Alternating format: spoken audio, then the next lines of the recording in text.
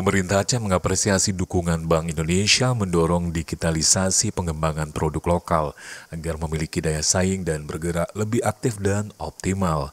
Hal tersebut disampaikan oleh Sekretaris Daerah Aceh Taqwallah saat membacakan sambutan tertulis Gubernur Aceh pada acara pertemuan tahunan Bank Indonesia di Anjung Monmata, Komplek Meligo Gubernur Aceh, Rabu 24 November 2021. Dalam kesempatan itu, Taqwallah juga mengapresiasi penyelenggaraan pertemuan tahunan Bank Indonesia yang kali ini mengangkat tema bangkit dan optimis, sinergi dan inovasi untuk pemulihan ekonomi. Tema pertemuan tahun ini sambung Sekda mengingatkan kita akan keterpurukan ekonomi nasional akibat amukan pandemi COVID-19 yang melanda tahun lalu.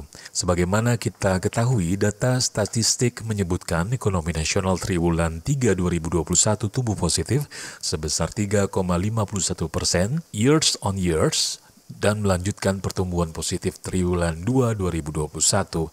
Kondisi yang sama juga terjadi di Provinsi Aceh sampai dengan triwulan 3 2021, pertumbuhan ekonomi Aceh berada di angka 2,82%, lebih baik dari pertumbuhan di periode yang sama pada tahun lalu yang tumbuh negatif di angka 0,10%.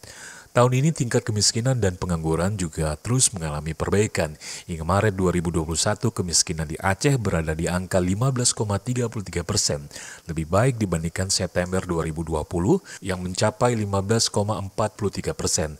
Adapun tingkat pengangguran sampai Agustus 2021 tercatat 6,30%, lebih baik dibandingkan Agustus 2020 yang berkisar 6,59%. Selanjutnya, dari sisi pergerakan harga, jika dibandingkan dengan periode yang sama tahun lalu, inflasi Aceh pada bulan Oktober 2021 tercatat sebesar 1,90%, sedikit lebih tinggi dibandingkan inflasi nasional sebesar 1,66%.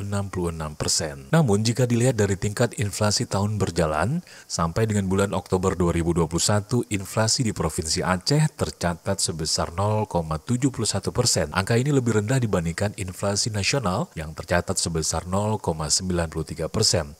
Hal tersebut menunjukkan harga secara umum di Provinsi Aceh bergerak relatif lebih stabil.